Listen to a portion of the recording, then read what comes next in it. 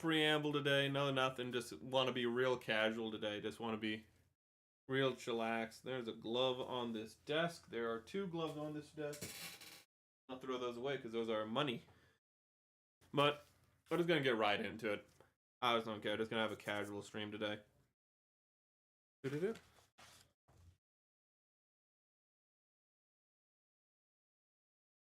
What's that sound? Huh. Oh, why does some of these buttons stick on the stream deck? I want to go with something a little more fitting for the mold. In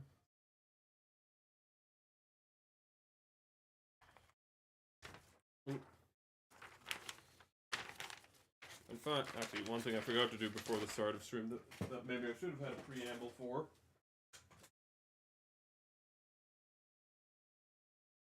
is, but firstly, let me make sure that YouTube isn't being rude to me and that the stream's actually live, because sometimes it be like that, chat. Sometimes you hit the live button and YouTube's like, no. There we go. Okay. I'm gonna get up my topics and just be real casual today. If you're wondering about the pictures on the screen, don't worry about it. Don't worry about it. I went down a rabbit hole yesterday. Oh my goodness. I respect a man who knows his Oshi. Okay, looks like we're doing feet first. Feet for free? Yes, chat. Yes, indeed. It's like somebody's messing around in like a dumpster or something. It's a really weird sound. One thing I'm going to do. So I said I was gonna paint it, but I ended up doing the stickers instead for two reasons. One, I thought the matte paint of the Vallejo might contrast the plastic a little too much and might stand out. And two, I'm going to see my brother this weekend, and I want to have the opportunity to actually go to like Hobby Lobby or something and see if they have like Gundam paint that might be a little more fitting. I might actually redo this paint when I go there as well, because I realize I don't have. My dog's outside playing with a plastic bag, which is very bad. But I don't have a Titan Blue, and I realize I should get it. But let me address this very bad.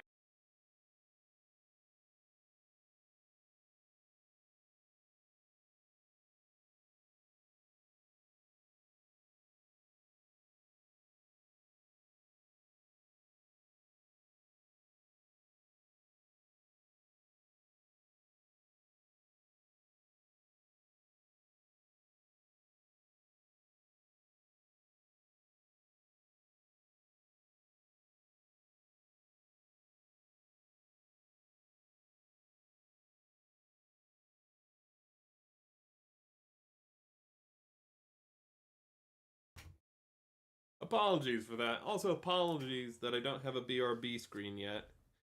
But I'm already composing the video compilation that I hope to use. So we need B.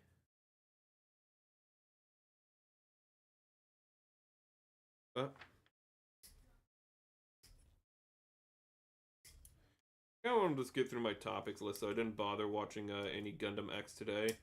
So if you want rich Gundam X commentary, which I wasn't given much anyways, you ain't gonna get it today.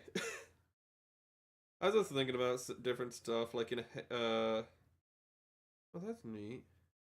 Well, just like, just the plots of different things, like Halo and whatnot. I had fun kind of summarizing it back to myself. Or just how Halo go and whatnot. Ooh, Halo's such a fun series. But let's actually just go through the list before we talk about anything like that. So one thing I've kind of been encountering recently is people just going like, Gundam, like the original series of Gundam, or Gundam in general, being 50 episodes is too much. And, like, if that's just the case, I feel like you just have to tell them maybe watching Gundam isn't for you. Like, you can still be into the models and whatnot, but like, if 50 episodes is just too much, maybe it's just not for you, buddy. maybe you should just not get invested in that part of the fandom, because pretty much every Gundam series outside the OVAs is 50 episodes, and even the OVAs are based off of like series that have like wider context, like Stardust Memories, War in the Pocket, MS-8 Team. Like all those are like 1 year war or post 1 year war. Like you need the context of like those events to understand them. So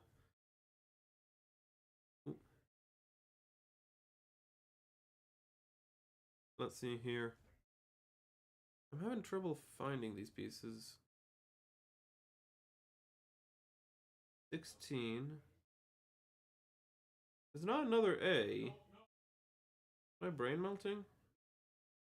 I'm a little frustrated today because I'm hoping the sound isn't coming through, but somebody's shouting out there, and so I can't really get my thoughts in order. Ooh. But that's no excuse. We do what we do, chat. We move forward. A little minor setback, like somebody literally going, "Oh hey, I can't sleep," and instead of just closing their fucking eyes and sleeping. Ooh. Because 9 times out of 10, when somebody is like, "I can't sleep," what it is more of just the fact that like, no, I just don't want to sleep. You can always sleep. It's actually really easy to go to sleep in any circumstance. I know this because I've conditioned myself to be able to do that. I learned like the Navy method of sleeping, and yeah, it works. You just I forget all the steps to it because I just kind of know it on an instinctual level now. But you can pretty much put yourself asleep in any situation with that method in like 5 minutes. Really nice. The only downside is your body can activate that sleep method without you without you being aware of it, and you need to catch that quick, chat. If your body is putting itself to sleep, these look symmetrical. Well, we'll keep them separated. But if your body's putting itself to sleep using that method, you gotta real quick be like, hold up, no, wait a minute, we are not going to sleep right now. Ooh, it's a bit of a catch-22. You get like a... Oh god. You get like almost like a form of narcolepsy if you aren't careful with that methodology of sleep, of getting to sleep. See?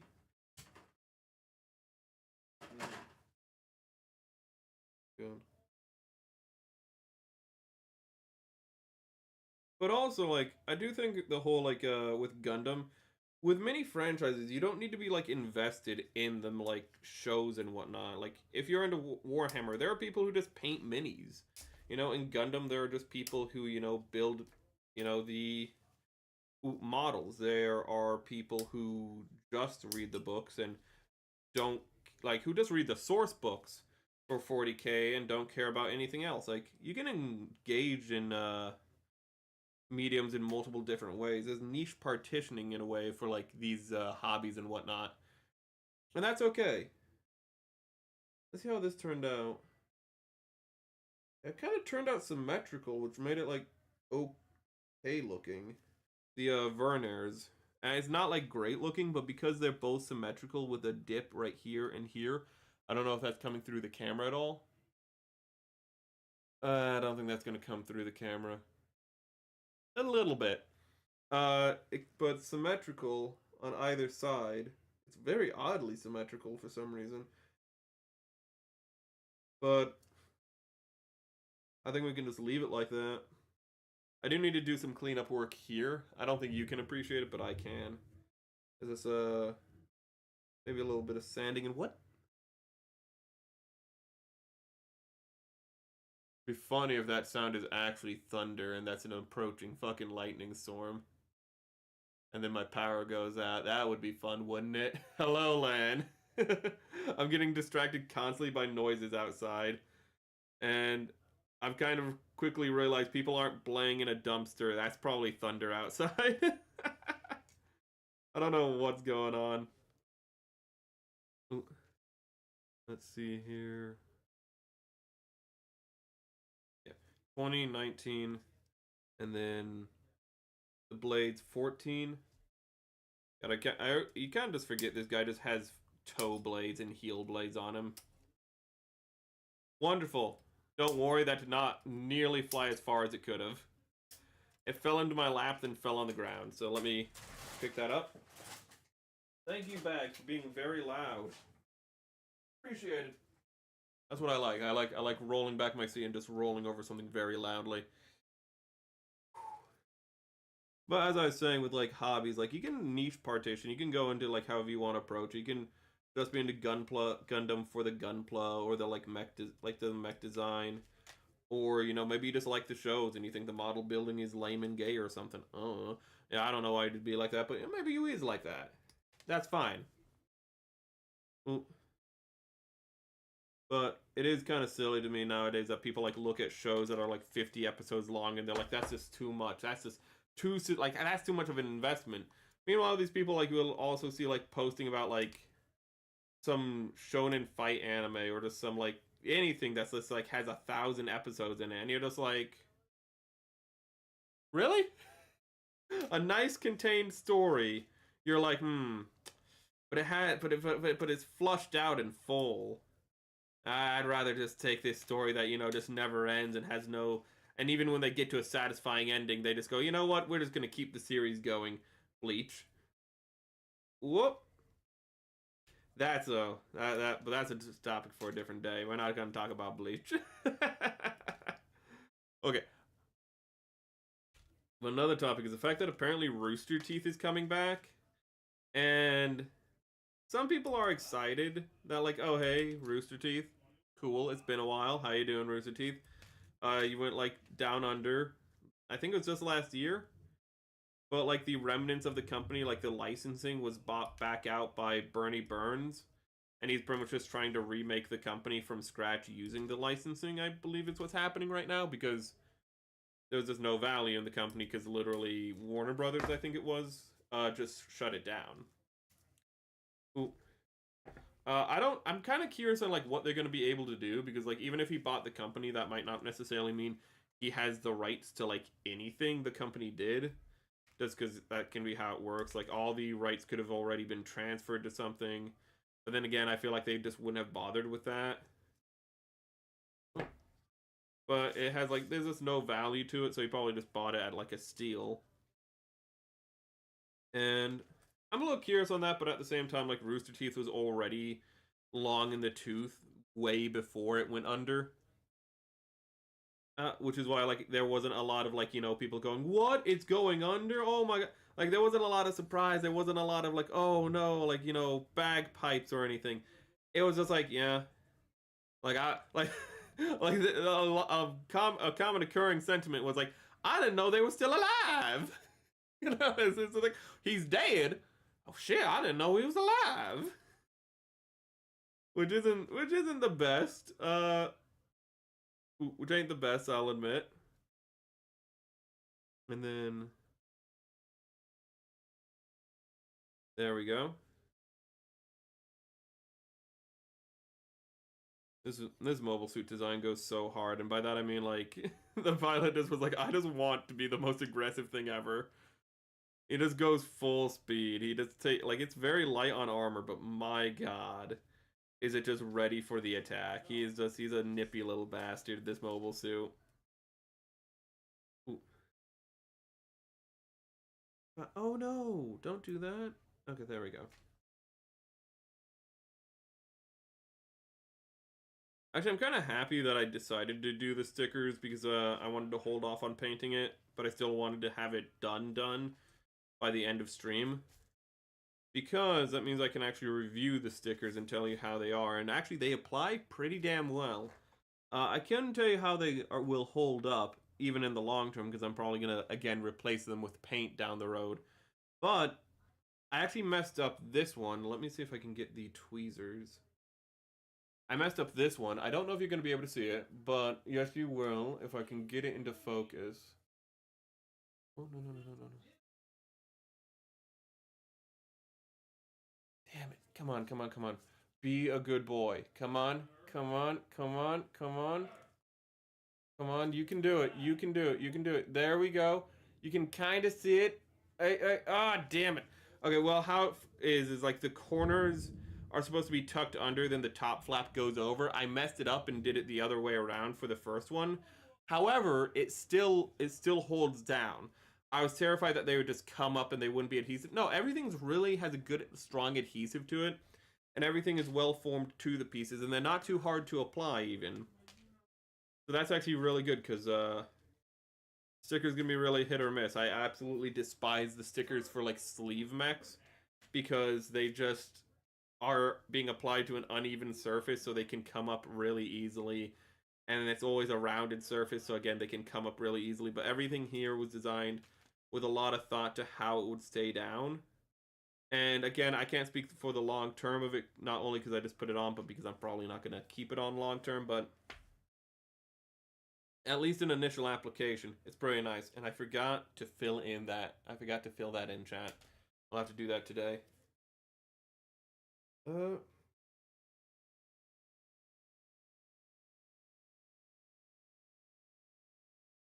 Okay, so I just threw the feet together, didn't I? I'm pretty sure the feet are interchangeable, even though it's saying they're not. I'm gonna give them a good look, but there's nothing that really yells at me that they wouldn't be. But let's be safe than sorry. Okay, so this one is the left foot, so we're doing the right foot. So here we go. B17 and B14.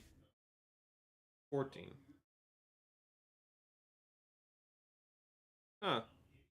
That is unusual. No, that's not on screen. But yeah, that is an unusual placement. So how to get these off is it's 17 and 14. Which is kind of just usually the pairing for pieces that go together is a lot more clean than that. It's not like it's a problem. It's just that I could see anyone who has experience kind of just going for it and making an assumption and getting tripped up by that part. But I'm almost confident these are interchangeable parts anyway, so you probably wouldn't be like you wouldn't be sweating bullets in real life if you made that mistake. I'm just being extra cautious. There we go. And then can we get the big old blade? I'm really curious how these feet are going to hold up because I can't remember how well the Barbatos stands. I'm not quite sure if I have the Barbatos out or in a box. But let's see here. But I'm really curious about this guy, particularly because I wonder how the blade is going to affect how he stands. So, oh, I put the blade on upside down. I was looking at that and I was like, wait a minute, there's this big part sticking out. Yeah, that's because I'm stupid, chat. Okay, it looks like they're not joined straight down the middle. A little surprising, actually. There actually is a difference between which side you put it on, so you're going to want to be a little careful with this. Thank God this is early in the build for today, so I caught that. Because my dog is a little nervous because of the thunder. Oh, thunder! And this was, I put the blade upside down. We're gonna build the other, do I have the pieces for the other foot out? No, so we just have to fix this now. And we'll look at what we have to do for today. This is a slow start. I'm sure we'll still get it done in good time. Yeah, there we go. That's embarrassing. Literally, like the first thing we do, we make a mistake, but that's That's why we do stuff.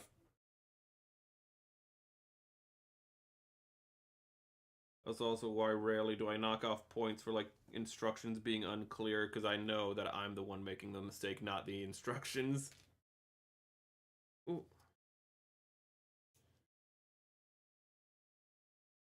There. Oh! Don't do that. Wait. Huh? Oh! Okay. I see. I also think I had the toe angled wrong, so that's why I put it in wrong. Okay, that actually looks a lot better now that I fixed it. Um,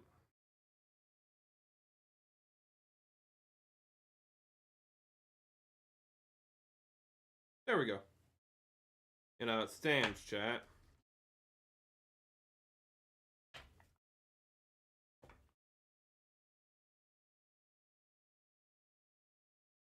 And, oh, I actually forgot to put the poll up for the next Gunpla.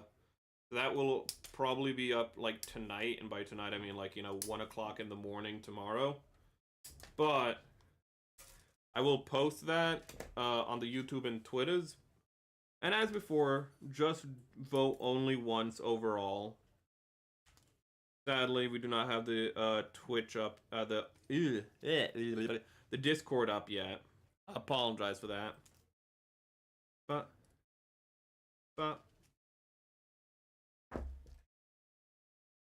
where are the blades? Ooh, I lost a blade.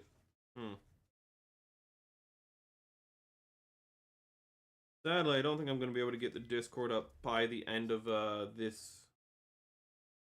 No, that's not correct. By the end of this week, because I've decided to divide up my workload. But hopefully, by managing my time better and working more in a healthier scheduling for my workload, I'll be able to get more done more quickly. I just won't be able to get individual things done as quickly.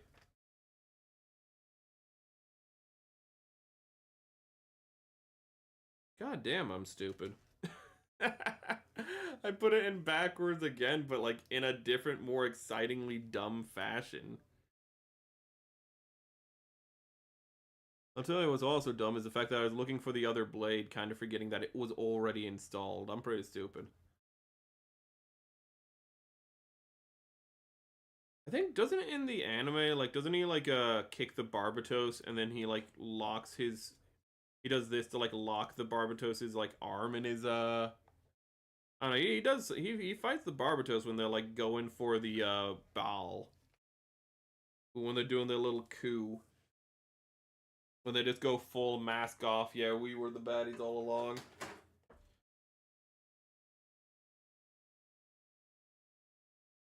And...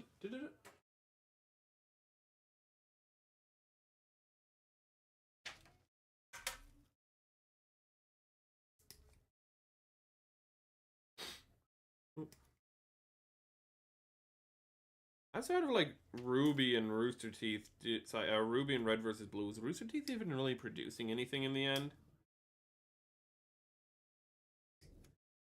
I don't even know if their Let's Play channel was still up at that point. I don't even know who was still at the company at that point when it closed up.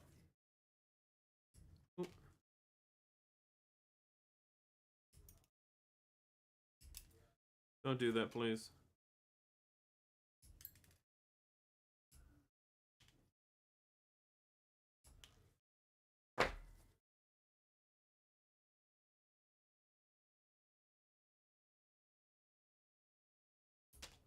There we go. There we go.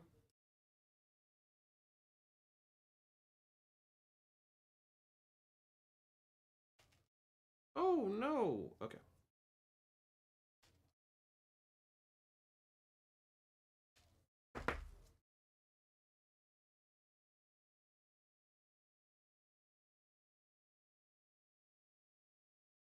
Ooh. Recently I heard, I don't like politics on stream, mostly, I don't really mind it, but I know other people don't like it. But I did kind of find it something funny recently, and that is that the U.S. aid, which is only meant for like international disasters and whatnot, apparently was like going to fund Politico, and Politico is actually having massive financial issues because that's like apparently where most of their money came from. But I just realized, wait, if US aid, which is meant for international disasters, was going to Politico, that means Politico it can be officially designated an international disaster, and I think that's poetic. Oh god. Da-da-da-da. Let's see here. 8 and 5. What? Oh shit, that's a completely different piece. Okay. These are all internal pieces, so I can cut them directly off the sprue without worrying.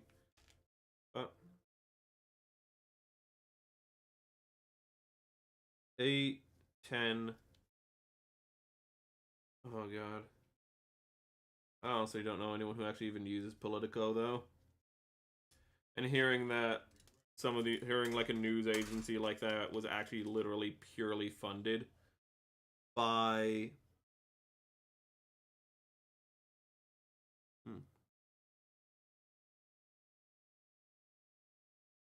okay. Like was heavily funded by the government and that's how it stayed afloat is just not surprising. That's probably true for a lot of media nowadays, sadly. Oh god. It would explain how they keep hemorrhaging viewers and whatnot and still just stay afloat. Oh, hello, Zach. I'm actually going to move the... I'm hoping this isn't going to freak out again. Okay. Earlier, before I started stream, I tried to move the YouTube chat down to the lower screen, and it freaked out. I can't stay, need to sleep, but I wanted to wish you a good build time. You have a good one yourself. Ooh. I was thinking of starting this stream a little earlier today, but I kind of just ran out. I decided to use the extra time to just look for things behind the scene. I'm actually got a collab idea with for Shog Mommy because of her raid into Hiragi. Because I remember like early on we like suggested like doing a collab build or like a build like race, one or the other, and we just didn't do it. But then seeing Hiragi do it, I was like, oh wait a second, why don't we do that? I was like, oh hey, like how do I get to your backlog so I can see what we have in common for builds? Because I already know that we have Goof. I have both a Goof custom and a Crimson Goof, and she has at least a Crimson Goof. I don't know if she has a Goof custom as well, but the Crimson Goof is just a red Goof custom. But I think we also both have the Rosen Zulu. Let's see here. And actually, by having the Rosen Zulu and building it on stream would be a great way to smokescreen the fact. Can I get this real quick? That it's a gift for my brother. So I don't think it's going to give away that, like, you know, it's a gift for him. But if I can do some subterfuge, technically. Instead of titling the stream, you know, building, you know, my brother an anniversary gift, I can just be like, you know, doing the Rosen Zulu with Shog for today. I love the Goof custom in Crimson. I have built the Goof custom for my brother, and that's why I have another Goof custom, because I was like, I wanted to build it again because it was so nice for myself, and then I kind of was like, but then I felt like it would cheapen the fact that I gave it to him, so I was just like, so I just have it, and I've had it for like 2 years because I was just like, well, shit. Like, when I kind of came to the realization that it felt cheap, that it would cheapen his gift if I built it, for me personally, it had already been a month, so I couldn't return it to Hobby Lobby. Yeah. But you saying that you like both of them is a good sign, because I was really concerned over the Crimson's, what is it? The Crimson's plastic. Because the plastic on the Goof Custom is great. It is, for a kit its age, really excellent. But I've been burned by,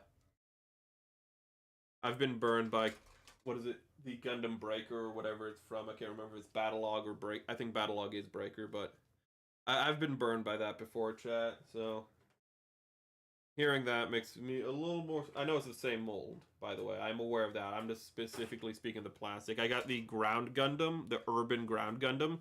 You know, they made a Gundam Black and then called it Urban. What do they mean by this, chat? What do they mean by this? Oh, that's just unfortunate translation, if anything. Because that doesn't mean anything in Japan, but it means something in America. However, the plastic on that is absolutely crap. It's also an older build. Battlelog, thank you. It's also an older build, if I remember correctly, for the ground type. I don't think it's the new ground type. It's the old ground type, I assume. If this is like the revive ground type mold for the Battlelog, I would be surprised because it's not really a great mold. But then again, it doesn't feel ancient. But the plastic is awful. The plastic, do not get the urban ground type. The plastic is god awful. It's that like plastic that's both feels light and also brittle. So it feels like crap. The mold isn't fun. It's one of the least fun molds I ever built, and I was like, oh dude, a gray black Gundam, that's so cool. I want it, and I don't know where it is, and I don't even know where it is. I have no idea where it is. Holy shit, because it's not in the box. Where is it?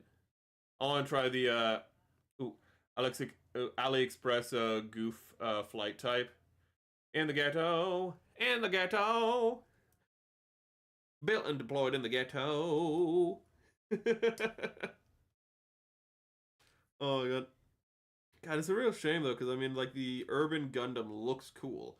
I love mass-produced ground versions of Gundams. I really do. That's why I love the Gundolva so much, because it is just the mass-produced ground type. I know it's not a ground type. I'm pretty sure it's still in space, because I think everything in Witch for Mercury is set in space, but it is the closest thing you can get in that setting to like a ground type mass-produced Gundam, and it looks so good. So it's a real shame that it's just the urban mech. I just have to say, don't get it.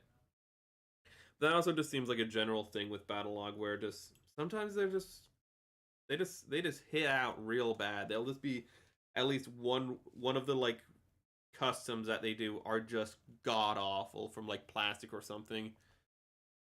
Actually, I remember seeing while I was at Hobby Lobby and seeing like the new stuff. I saw that they had a bunch of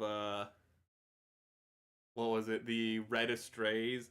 And just based on Shogmommy's commentary, I was like, I wanted to like, I was like, I wish I had a sticky note and I could just put the sticky note and just like put it under and just say, don't buy this. I don't think they'd be happy at Hobby Lobby if I did that, but just from her testimony, I was like, oh my god, like just seeing them having so many, like it wasn't like it wasn't a lot, it's like, but it's like 5, which is like a whole like row of them effectively. Want some war crimes? It's not weird, but I want the GM Camouf. The Camouf. Is the Camouf the one with the big ass cannon that like looks that is in Stardust Memories? Because that thing is both ugly and beautiful in like the best way possible. Ooh. I'm gonna double check real quick. That is Twitter. I cannot double check using Twitter. I feel like it's gonna be that. I remember it having a name. No. It's a gym. Okay. I thought you meant to say master grade, so I misread the gym. Oh, that's actually a beautiful little boy. Heavily front armored too. I'll have to look into the lore of that guy. God, I can't remember. I thought you were talking about the artillery mobile suit from Stardust Memories. It has like a weird name like that. Sorry. Having GMs and having master grade as a designation for your builds. I don't mind you, like this is like what 30 years apart between the two happening, but actually no, it'd be like 20 years apart, but that is just unfortunate because I thought that was just a typo. Ooh. But had to unfortunate side effect of getting shot in its oh god, from its own side.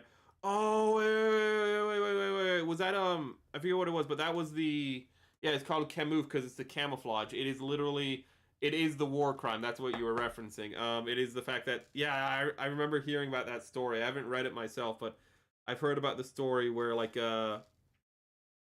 was it the, I forget what it's called, but like the thing that hold it, was it the thing that competed with the Zaku? But it was a war crime because it was literally pretending to be a gym, and it wasn't. But it kind of succeeded at its job because a bunch of Xeon was like, "Oh hey, look at gym, let's blow it up," and they blew it up. They're trying to Xeon was trying to commit another war crime, but Xeon was like, "Hold up, let's put a stop to that." What is? How does this go on? That's a little. Oh, okay, wait. Yes. Okay, okay. It goes on like that. I've seen that story. Ooh.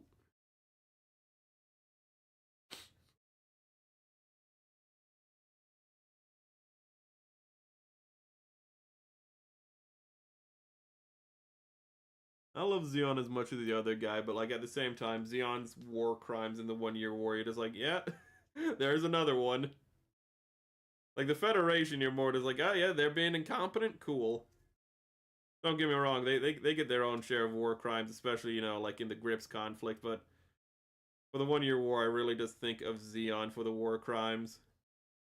While you just have, in spite of themselves, just like the Federation. Actually, it's really just the Federation being like, we got a lot of manpower. We can just afford just constantly losing battles because eventually Xeon will run out of people before us, and they did. That's kind of messed up in its own regard. We're not talking about that in the moment. That is a bit. Does it have a? I'd be surprised if it doesn't even have a P Bandai, which isn't surprising, but a bit of a shame. That's something that should have a P Bandai, and I'd understand that. I wouldn't be happy about it, but I'd understand that. And this has a double knee joint, which I'd want it to have a double knee joint because it is a flexible boy. Ooh. Niche things having P Bandais, I'm okay with. I'm not happy about, but I'm okay with. It's when they, go P Bandai for something like Gundam, like G Gundam, or fucking the customs for Wing. That shit's just evil, chat.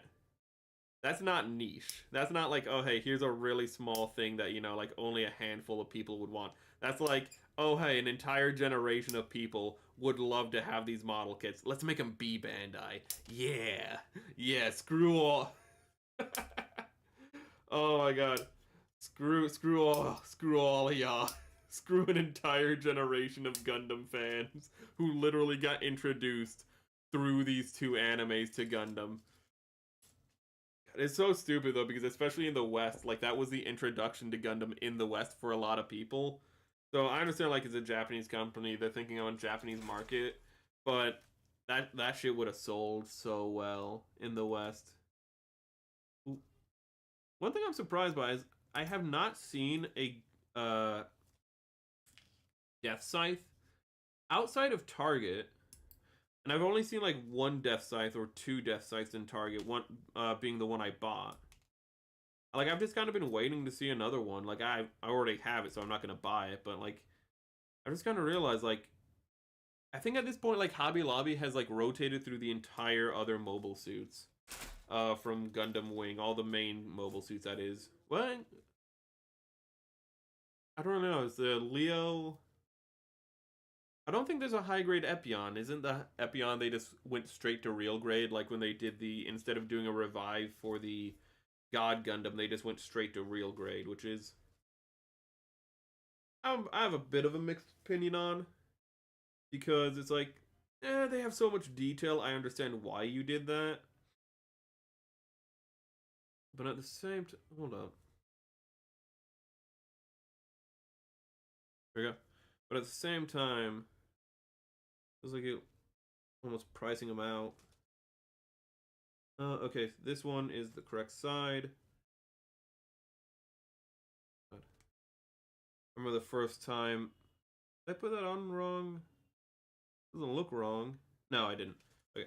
Well, the first time I saw a real grade God Gundam in the wild, it was like $70 or some shit. It was at a toy store though, so like it was more just like a kind of a unique selection for them. They didn't really specialize in models and whatnot. Toy stores have some of the worst prices for Gunpla. Okay.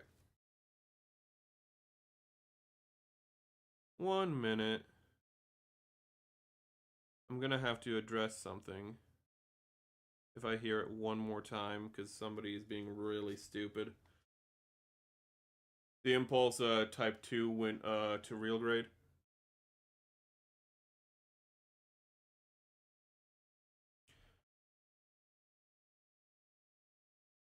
I don't know if there was ever like there was a non-grade, but I don't know if there's ever been a high grade Epion now that I think about it. Impulse Type 2. Ah. Oh really? That one went. Oh fucking really? It went to wait, did it like skip? Do you mean it like went well, I'm sure like in the 2000s it had like a high grade. But yeah, a lot of seed kits were just made into real grades. There are so many real grades that are just seed kits. Like I just remember looking through it all, and it's just the same thing over and over again because it's all seed kits, and so like they kind of blend together in your brain at a certain point.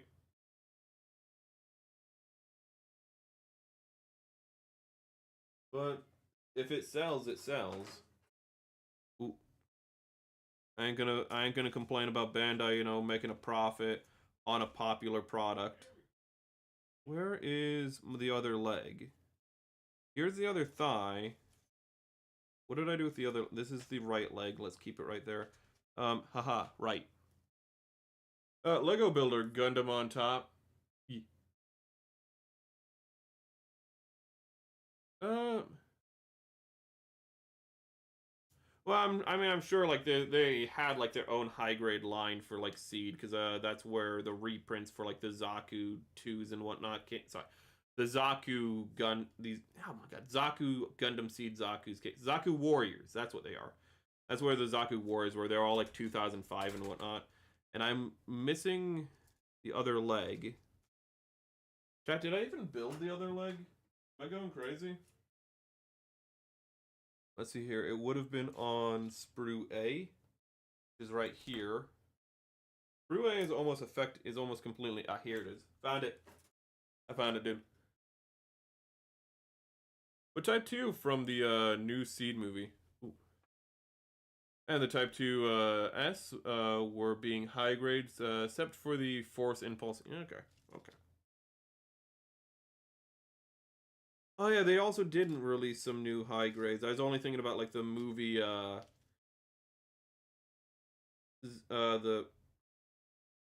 hold on, I almost put that in wrong. Like Zagok and Justice hiding inside of it. I forgot that they also did some other things as well. I'm still surprised that there's no bundle deal for those.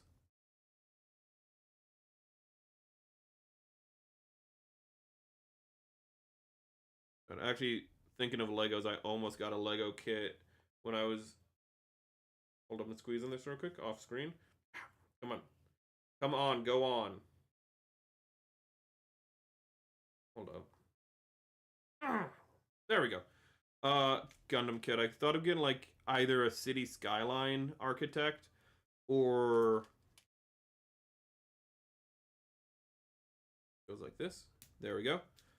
Or like some roses. I just wasn't sure which one I was interested in though, but both were so expensive that I was just like, you know what?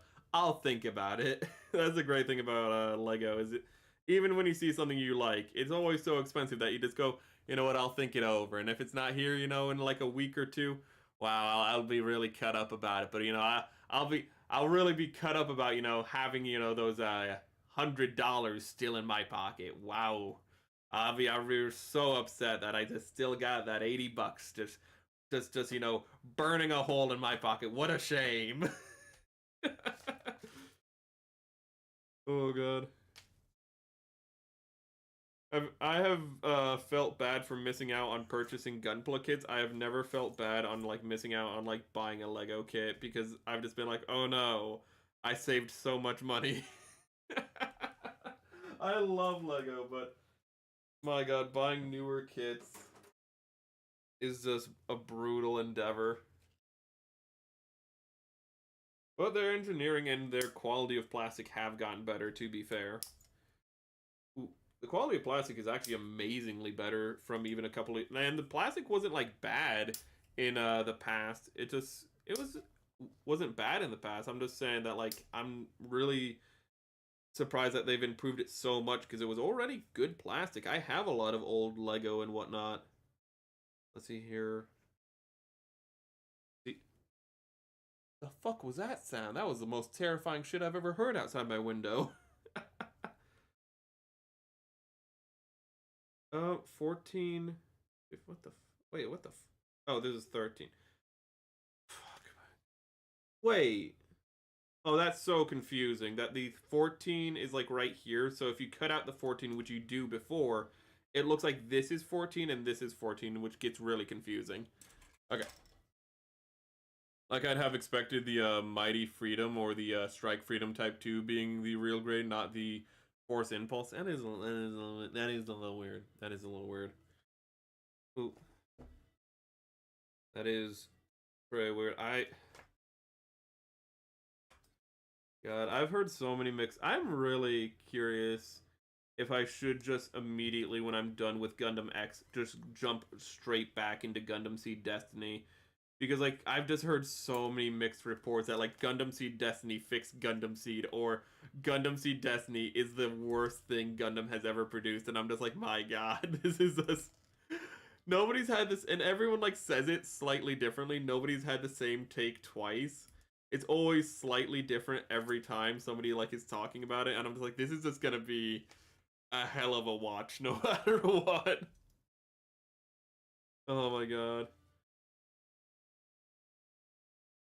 And I can't even make heads or tails of it myself because I see a character with a name like Luna Maria, and I'm just sitting here just like, I'm not sure if that's like the most like 2000s or the most Gundam shit I've ever seen, but it's one or the other. It's either gonna be peak or it's gonna be cringe. I can't even figure out for myself, chat. Especially. Ooh. Wait, I make sure I didn't. Okay. Especially since the Strike Freedom kind of got a 1.5 exclusive to China. A couple. Fuck, is China like a really big fan of fucking Gundam Seed? What the hell? Yes, it is bad. You see, you say that so matter of fact. You say that so matter of fact. Usually people say like, I don't think anyone's just been like, yes, it is not very good. You know, normally, I think up until now people have been like, I wouldn't give it a second watch, or, it's not the worst thing in the world. Like it's always a slightly different statement every time, and I remember the statements. Seed and Seed Destiny are over the top telenovelas. I just hope the telenovela nature of Gundam Seed is like enhanced in. That's one thing I have said before, that the telenovela fact is just enhanced in Destiny, because that is kind of how I got through Gundam Seed. Is I was just like, oh. It was just like, yeah, I was like a middle-aged woman watching a soap opera by the end of it. I'm just like, listen, this isn't like high quality writing, but I just want to see how awful things can get. I just want to see how much these people spiral out of control against one another.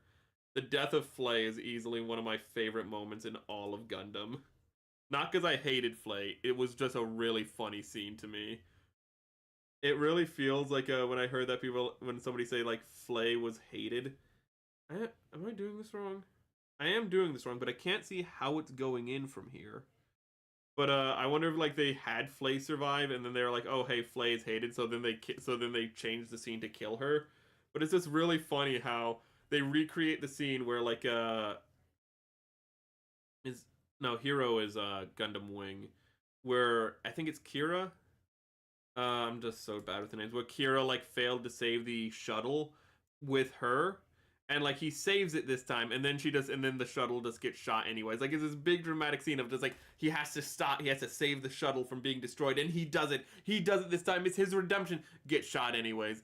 In one regard, most Gundam shit I've ever seen. In another regard, absolutely hilarious considering how I just don't give a crap about any of the characters. Hold on, I'm gonna read that. I need to figure this out. I'm just being really, really stupid. How do you go in? Like, okay, so it goes in above here. What am I looking? What is? I don't know how. How am I struggling with this right now? It just has one arrow, and the angle is like awful. Is it like this? It has to be like this. Surely it's like this. Wait. This is like the. I don't. I just don't understand how this lines up. I'm so sorry. I need to get this, and I just don't under. How do you line up? I'm not doing it wrong. I am not. My brain is freaking melting. This is where the ball is there. This is C11. My brain is melting. I just don't understand how this aligns. I am just. And I'm trying to look at this, but then the arrow's blocking it, so I can't quite tell how it aligns there either. How do you work? I'm actually like losing my mind. I cannot get this to line up properly. I don't know what I'm doing wrong. Because it's gonna be like really smooth, and I'm gonna assume like it's like really clean. I'm just doing it wrong. But hold up. This is like this. Okay. I'm seeing it. So this has to go with here. Okay, so yeah, okay. God, I don't know why that was so confusing for me. It was really clean and simple, but I literally had to double check the instructions and see that it was just this cup right here goes over this peg. This, for some reason, that alignment was killing the hell out of me. I'm sorry for that. Somehow, when they did the remaster version of Seed Destiny, they decided to improve Luna Maria's ass shot. Is it like the famous Rogue butt shot in was it in X-Men from like the 90s? That one shot where it's just like whoever drew this shot was really down bad that day. Oh my god, I just remembered. I need to find in One Punch Man. I kind of want to read One Punch Man again simply so I can see if it's real that like the mangaka for the manga recreated the Rogue scene from X-Men where her ass is just ginormous. I just want to know if that's a real panel from the comic where he just made Tatsumaki. He just literally recreated that scene with Tatsumaki. I need to know if that's a real I need to know if that's real, chat. Like, I'm just looking at him, it's like, there's no way, but at the same time, that would be legendary if he did that. I just need to I got to know, chat. Did the Mad Lad actually recreate that scene? I think it would have been before it was a meme, so that would have been a deeper cut too. Ooh. Because it looks like it's from, because I think I know what chapter it would be, like what era of One Punch Man it would be from. I just need to know that so much. But also good to hear that, apparently some artist was also down bad for Luna Maria. That's a Zeta. That is a double Zeta name. That's what it is. I was like, what Gundam series would have a name like that? And I was like, double Zeta. Listen, if Destiny is the double Zeta of Gundam Seed, I might be into it, chat. At least ironically. I don't know if I'm gonna be seriously into it, but if it just goes off the fucking rails and it's just like, you know what, we're just gonna have fun. Okay, but the thing is, I've already seen like the first half of the first episode, and I know it goes like full edgy. It goes just like, hey, look, death, maiming, bodies on the like. Look at this guy's body's like he's twisted around. How graphic! Look, his sister. Like, we don't even see his sister. We just see her arm. Oh my god. In the original version, Luna Maria bends over and her skin cover. Oh, her skirt. I was like, her skin cover. I'd hope so. as she takes as she talks to Athrun. But in the remaster, her skirt goes up, and we see her blue. Oh my god!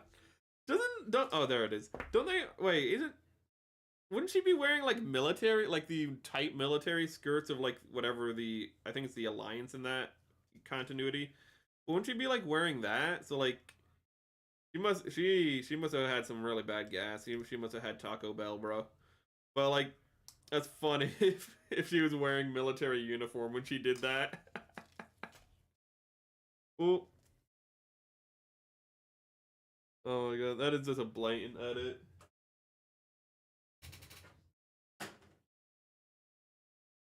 God.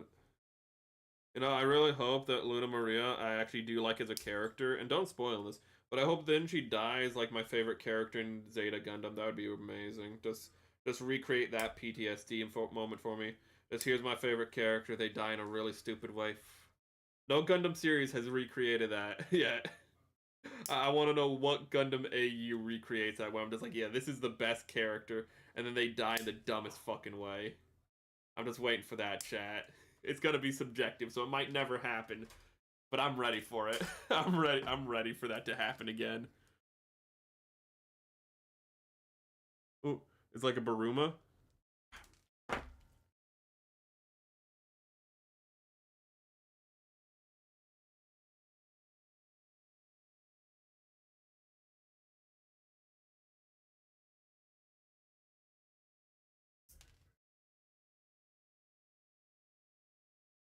Huh?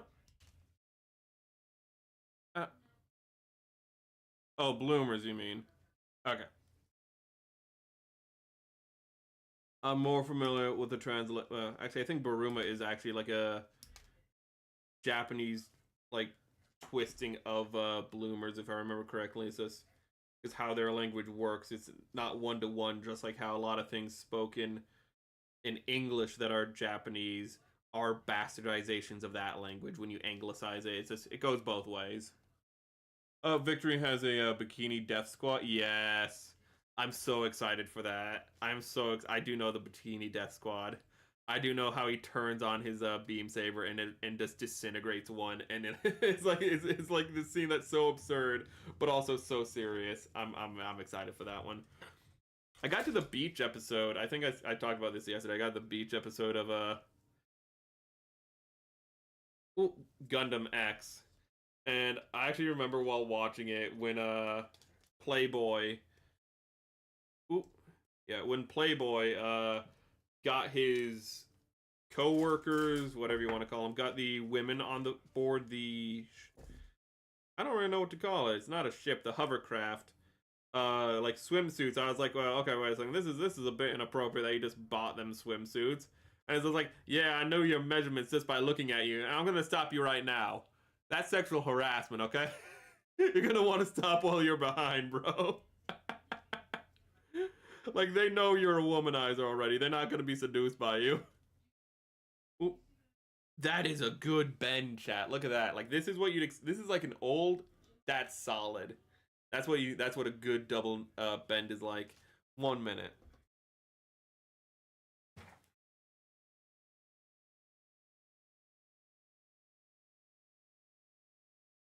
Sorry about that. God, I just love looking at that picture. That Fred Durst. I'm so happy to know that Fred Durst has. I guess it's not an Oshi, but has a waifu. I'm so happy for him, chat. I'm happy whenever I find out somebody has found their waifu. And that picture, he looks like such a drug dealer. My head. He looks like such a drug dealer. I don't want to be wearing my coat. It's fucking warm as hell in here, actually. That's because I had to put the temperature up. 5 and 6. That's because I had to put the temperature up because I had to thaw fish out, but I only had 4 hours, so I just put the heat to like 76. Which can get which will de-thaw the not chicken but fish in would de-thaw the fish in just lickety split. but also just make everything muggy and hot, and you're like, ew, why did I do this? And I was like, all right, because I needed to cook tonight, and I made some good salmon, chat. I made some good salmon. I made it with some pan-fried potatoes that then got baked in the oven. Turned out amazingly. Not a complex, just, you know, a little bit of soy. Just made a custom sauce. Both had like a custom garlic sauce. It turned out so good. It turned out so damn good, chat. Okay, I was like, you go to bed this time. Don't fucking say you're gonna go to bed, then, you know, then let me rope you into a conversation for like another hour, okay? You go to bed this time, okay, buddy? Sleep well. Okay. And I think, well, I can literally, okay, so these are literally different, so I cannot mess this up. They designed this so somebody like me could not mess this up. I appreciate it. I was actually looking at the Kamaris, which this is just a stripped down Kamaris, earlier today, because it's actually coming tomorrow, and I'm so happy because that means I can put it on the poll for this week. But I realized that the Kamaris actually has in its leg, because it has really big armor, it's thruster, but it has two vernier, I guess, holes or pipes, whatever you want to call them, in its leg, like right here and here. So there's a lot of like little things that do draw it to the Kamaris, outside of, say, like the head being wrapped. Like the head shape has the head shape is actually very similar to the Kamaris' like underhead, but you wouldn't know that. But it has a bit of a crest. But again, that's kind of more traditional Gundam. There's little things though that I'm like looking at, and I can't wait until I build all the Kamarises, because I do have all the Kamarises. Because at first I wasn't a fan of the Kamaris, but as I've looked more at the Kamaris, I've liked it more and more.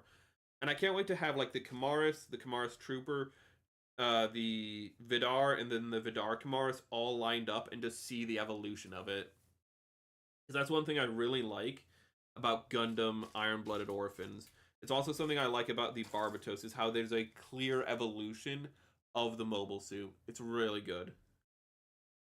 And I think we just need to make the waist now, chat. I think we just need to make the waist. I should have started earlier, because then... Ooh. Then Zach could have been here for the finale, but there's always somebody who has to... It seems that whoever I'm talking to always has to bounce out right before... Goodness gracious, right before I finish up. It's a curse, dude. Chat, don't talk to me while I'm building. You're gonna have to leave right before I actually finish the build. Oh god, I shouldn't be saying that. I should not be saying, hey chat, don't talk to me. Don't interact with me while I'm streaming, okay? Because you're gonna suffer. I don't think that's kosher. I don't think that's what you're supposed to say on stream. I don't think I think if I had a manager, they'd be like, I don't think that's a mistake, Merrick. But I find solace in the fact that I could probably never join a company. A talent group, maybe, but a company, no. Probably not. I could benefit from a company, but I could never join a company. I just want to cut this out now.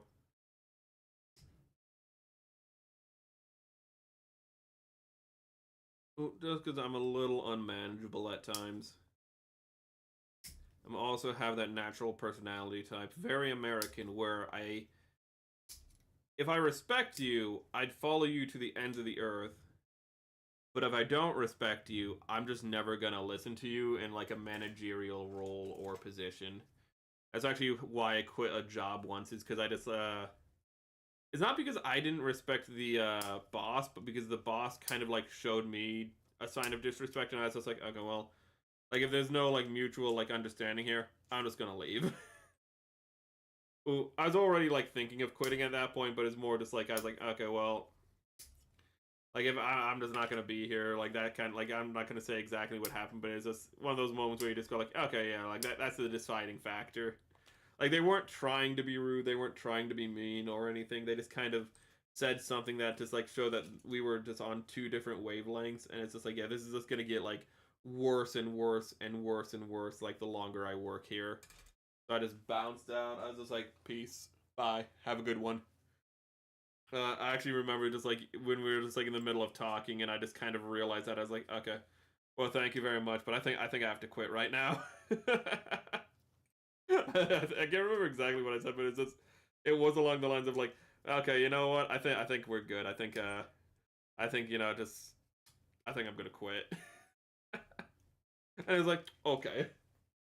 Okay, he understood that like okay, there was no communicating this out. That like the decision was made kind of thing is like, okay. That that is for these, and we're just gonna keep those there. Which is interesting because that makes me think it's a friction joint, which is cool as hell. So it makes me wonder what some of these other polycaps are for, because I haven't. Oh, these. Hold up, you can't see them. These are for like the skirt scabbards, but. Oh, where's the backpack? Oh god. Oh god. I'm gonna paint it. I'm gonna try to paint the backpack. The skirt I'll paint after stream. I don't know. But the backpack I'm gonna have to paint live on stream. I'll paint this right now. Oh god. I'm really nervous about this. I'm gonna be perfectly honest with you. Oh, I hate that. The gate is on a raised area that you can cut off by accident if you can't see it. But yeah, I'm gonna need to get out a little bit of tape. So humor me for a moment. Oh, it's right here. But I don't have the tape dispenser. I've lost the tape dispenser, but that's fine. Fine, it's all okay. Let me grab this real quick. It's funny because I actually have something in my mouth, but it's reading my mouth is open because of it. Okay. Live on stream. We're gonna try to mask off this area.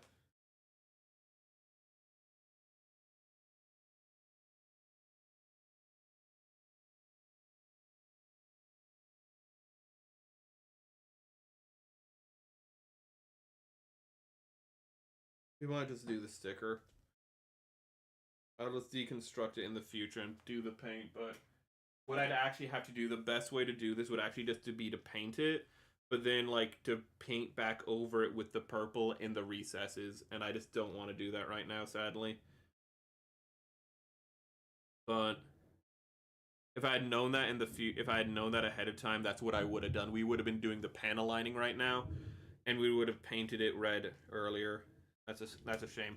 But luckily, I do have the sticker sheet this time. But that also means we can apply. We don't have to do it right now. Then that's still a bummer. Let me look at this. It looks like it won't be too hard to deconstruct. Luckily, it looks like it won't like be something that if you try to deconstruct, it's just gonna shatter in your hand.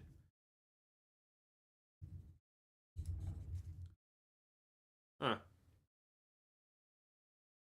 No, that came through the mic, but there's a bit of a tremor. Don't worry about it. Okay. I don't want to do it right. I don't want to do it on. I've kept this instruction manual surprisingly clean. It's not like I'm gonna keep it, but like I ruin instruction manuals so often that I want to keep this one clean. I want to for once have a clean instruction manual by the end of a build. Not me saying that it's gonna get ruined at some point. But it usually gets like cut up or it gets like spreckles of panel liner on it.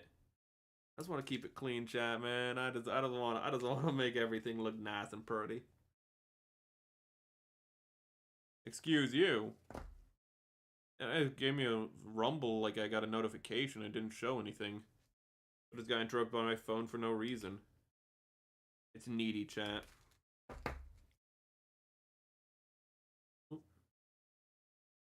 Let's see here. No,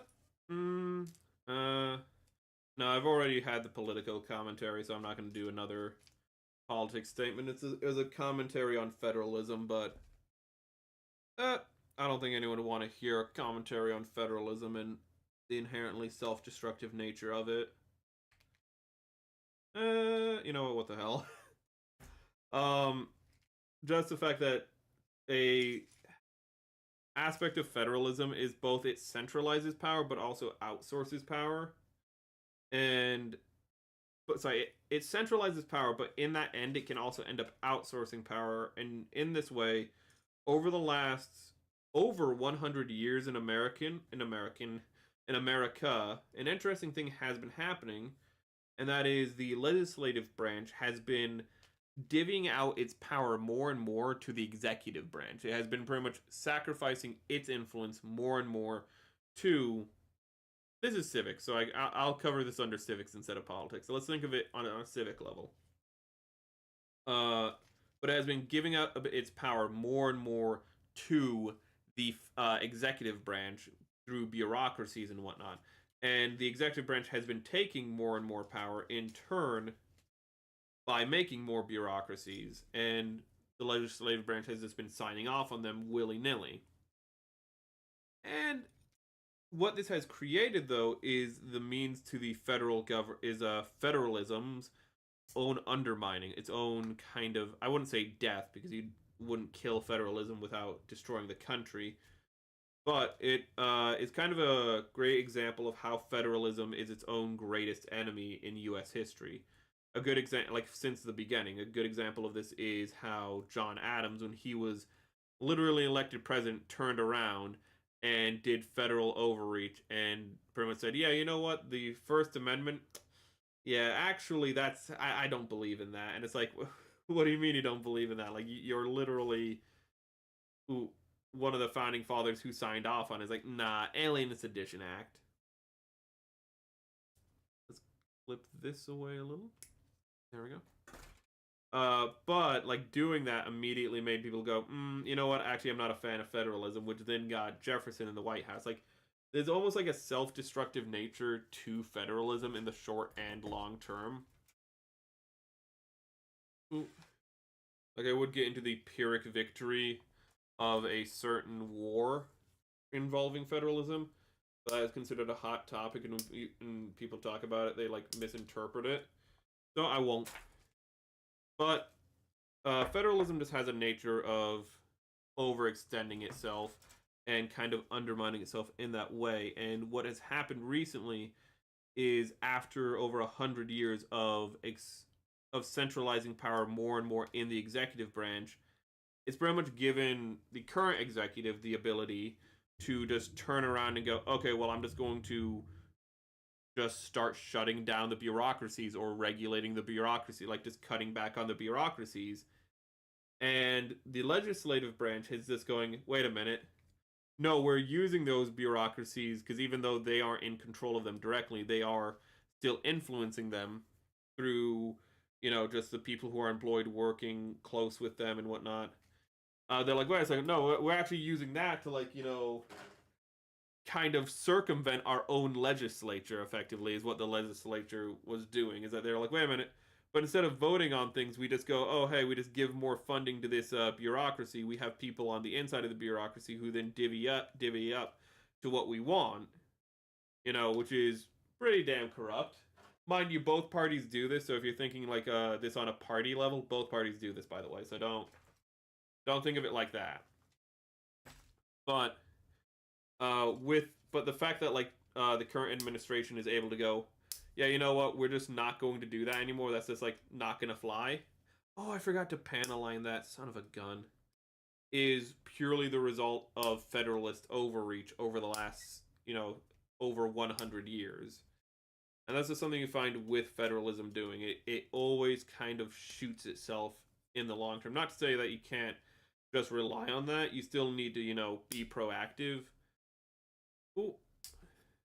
When it comes on to any form of government overreach, whether it's federalism or more state focused, and a lot of the things government overreach that you find is not federal; it is on a state level, and that's why you should always be involved in your local governance if you care about your civics and rights. 1 minute. America. We're talking civics. I should have put on the civics skin, shouldn't I? Ooh. And now that I've said that, I don't think we have any more civics to talk about. Just always be vigilant. And always care and always be involved, chat, but don't let it dominate you. Actually, one problem that I feel is this a true slippery slope is people who put politics before culture, because I've never seen anyone survive it. I've never once in my life seen anyone survive putting politics before culture. And by survive, I don't mean like they die or something. I don't mean like literally they they up and just, explode because, some paradox happens. I just mean like they end up, their values get warped and twisted. They start arguing against things that like were principles, only a few years ago. Everything kind of unravels with them. And I've been seeing it with one content creator in particular recently. And sadly, I have still, even though they don't deserve it, too much respect for their old work to be calling them out now, which is more just a matter of my own ethics. But it's just a weird habit because, how do I put it? All politics are downhill of culture, and no politics can survive trying to make the river run backwards. Many societies, many cultures have tried to, but in the end, they live for not a very long time. Many of them don't even make it to 100 years in actuality. Speaking of which, there's actually one society that probably won't be making it to 100 years that a lot of people are talking big shit about. But that's a different topic. But you can't, but also it stagnates the culture when you try to make the politics run the other way, whether you're doing it through subversion or direct means. It always leads to things getting gunked up in the works and leading to cultural decay and civil unrest, because civil society is the interaction between, the political and the, ooh, can we get here? Yes. Between the politics and just, the culture. And when you just don't have those in balance, you're just gonna have a bad time. But these aren't gonna be visible. My brain is a little warm right now. I know that's a weird statement. It's just a warm room, and I'm talking, and it's just heating things up in my stupid little head. Ooh. But it's just not a healthy perspective to have on either but it's not a healthy perspective to have on a personal level is the thing. That's the focus here. It's not a healthy thing to have on a personal level. But, because you lose sight of, your own personal social values and your own personal cultural values when you put politics above everything else, because it now becomes a team sport. It's not a matter of what you believe, it's a matter of what's best for your team. And I might say, oh, well, like there's always a sacrifice in any system for pragmatism, which is true. But there's a difference between a sacrifice for pragmatism and literally abandoning who you are to become someone else. You should always be cautious about that, because at the end of the day, a lot of people don't know or don't really appreciate that you can just walk away from it. And I don't mean like walk away totally, I just mean just not be overly invested every hour of every day. They just let things, and this is true for anything, whether it's politics or a certain piece of media, it doesn't need to command your life. You can do other things with your time. And you don't need to worry about it all the time. A lot of times, most things that happen in your life don't require that much thought overall. And when you're thinking too much about it, you can just create feedback loops where you just create anxiety. This is actually what anxiety is born from. It is born from the fact that as a survival technique, humans are able to reflect on things. And we're able to reflect on things that put our lives in danger. But we often don't have things that put our lives in danger nowadays. But we still have that capacity to think as though we are in danger. And we think and we think and we think and we think and we think and we think and we think and we think and we think and we think and we think over things that aren't really that catastrophic. Like, I'm now just talking in general, but over little things, and those build up more and more and more and more. We're going into psychology now. Fuck civics. But But we just think of these aspects more and more and more and more and more and more and more and more, and we focus on them more and more. And this survival, not instinct, but feature, I don't really know what to call it, that we've evolved so that way, again, we can reflect upon things that do put us in danger, that do, that we do need to address, like the lion hunting us. And we are supposed to think about it so we can be more cautious in the future, so we don't get hunted ourselves, or we don't die, like Grugnug did. Grugnug wasn't paying attention and the lion jumped on him and ate him. You get a little anxious from that. You get stressors from that. The problem is we don't live. Hold on, I need to line this in a situation where a lion's going to jump out and eat you or Grugnug. We just still have that capacity to focus on things. So instead of focusing on, say, something really threatening like a lion, now we focus on, oh hey. I'll give an example. I have anxiety. I will focus on the work that I'm doing, and I will put all my thoughts into the work I need to do, like making the Discord. But then I'll be like, oh hey, I have other things to do, and I'll get anxious about all the other things I need to do, like the BRB video, uh, the video production for the President Day video, the collab production for the Valentine's Day collab, the collab production and research that I need to do for the President's Day collab. And then you don't get anything done because you don't know where to start, and you just start and you get crippled by it because you're thinking about something instead of just acting on it. Ooh. And you just need to learn how to manage, and that's more a management of time issue as well.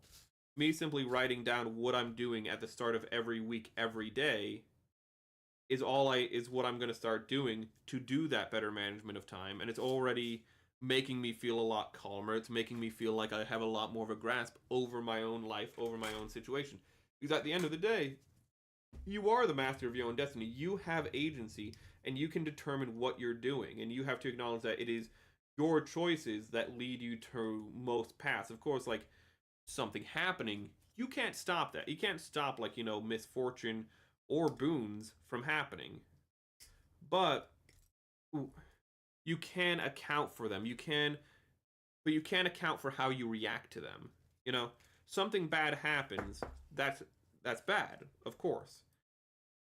But if you're just going to sit there and mope about it, that's your choice at the end of the day. Now, of course, grieving is an important process in many things, even small things you might have a form of grief in. I would never say you shouldn't grieve. A lot of people think that you should just, be like, ooh, who gives a damn, No, you do want to give a damn. It's healthy, trust me. As somebody who's literally had his neurons burn out from depression, I would rather be able to grieve than just sit there and have a stone-faced expression during some really hard times, because I'm literally incapable of I wouldn't say incapable. I have a lot more requirements in chemical needs, so to speak. This sounds like drugs. To feel like sadder emotions because my neurons are so burned out. Or maybe that sound like I'm doing drugs or something. I'm an abstainer. But you always have control over how you react to a situation. And though there's nothing wrong with grieving, there is an issue with grieving for the sake of grieving, for just being sad to be sad. And let's just go with an extreme and say like somebody you love died. I've known people who've died. And I don't think that they would be happy for me if they saw me just grieving for them endlessly. If they just saw me, just months after it happened, just sitting there wallowing in my own self-pity. Because I wouldn't want that. I would feel terrible seeing that if I had... It almost kind of make the person feel guilty, if you think about it. If they saw... Even though it's not them, overreacting like this, it's just not right for you to do that to both the memory of that person, to grieve endlessly, but also to the people around you who need you. And you need to understand that your life touches other people's lives. It's just like It's a Wonderful Life. We like to think in our saddest moments that we are islands, that we don't have value in our own lives. Vidar Gundam, this is deep. Yes, that's because sometimes I'll just randomly get deep. Usually that's a drawing stream thing, but but I was already on a roll with it, so I'm gonna finish it. That I was pretty close to the end, but like it's in a Wonderful Life. We like to think in our worst moments that we have very little meaning, very little value outside of a material value to our fellow man, which is why in It's a Wonderful Life, he ends up seeing his insurance statement and goes, well, the only thing I can do to make up for, my mistakes in life is by ending my life and getting a financial boon to my family for it.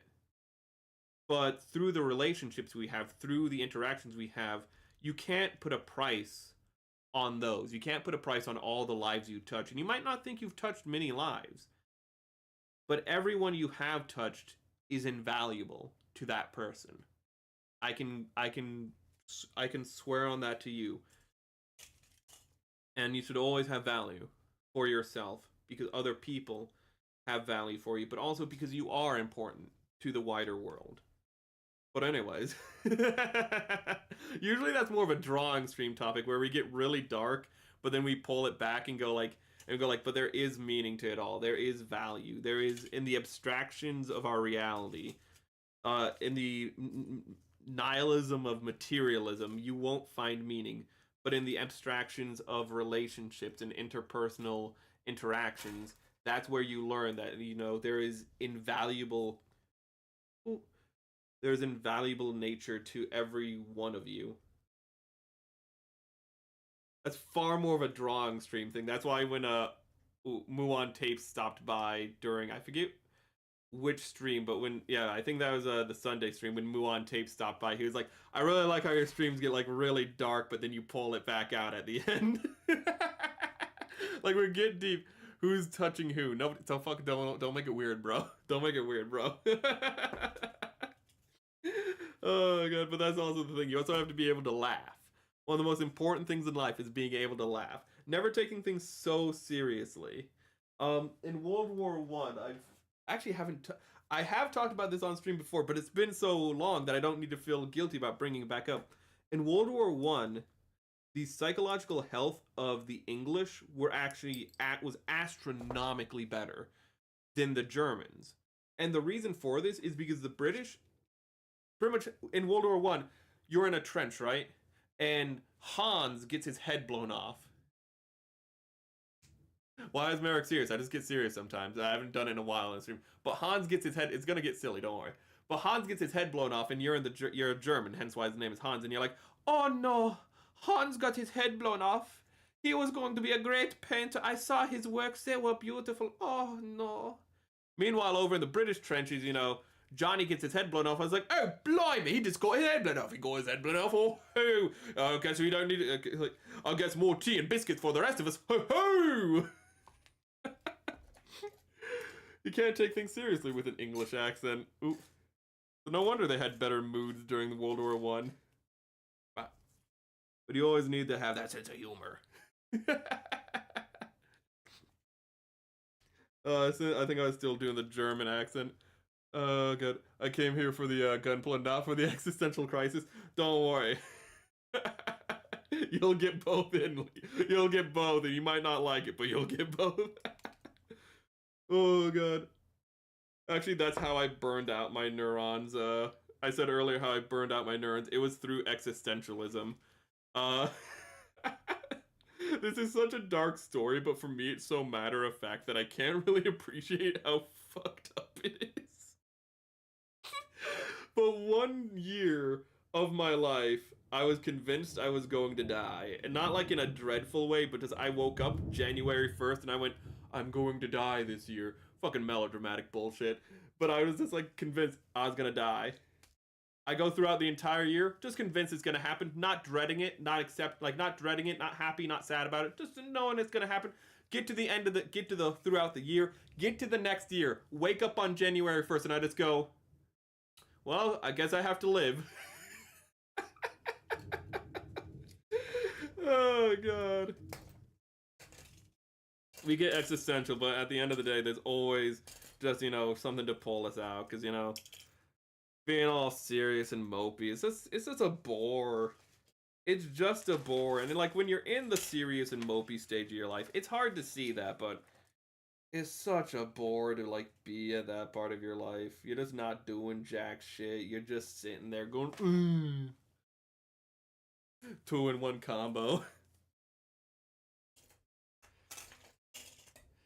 I don't get to do the sad German accent a lot. I just love it. I only get to do it when I'm doing, oh, actually, wait, we need to have the pieces all out. When I'm doing the World War One, when I'm doing the World War One bit, which is, like, so rare, but, because even though I love World War One, there's not a lot of opportunity to be, like, talking about it like that. Hold up, let's see if we can get up a little. A little messy. Hold up, that's a little, there we go. Okay, there we go. We're gonna assemble him shortly now. I think we're gonna put this here, this here. I think we can fit everything on screen. I'm really hoping so. This here.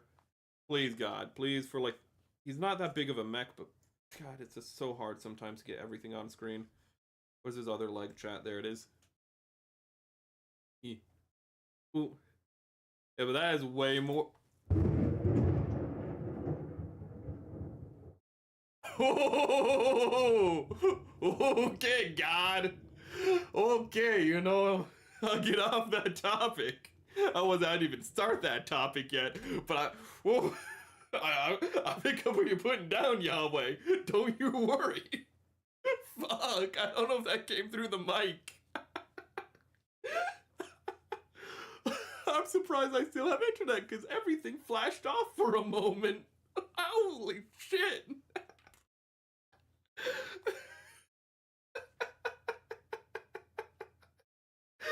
Fuck me. Oh my god. Everything flashed off. There was a bright light. Jesus came down. Oh my god. I had a little bit of a moment from a Master's Call. Oh god, if you don't know that, that's one of the songs from, like, from the same album with Big Iron.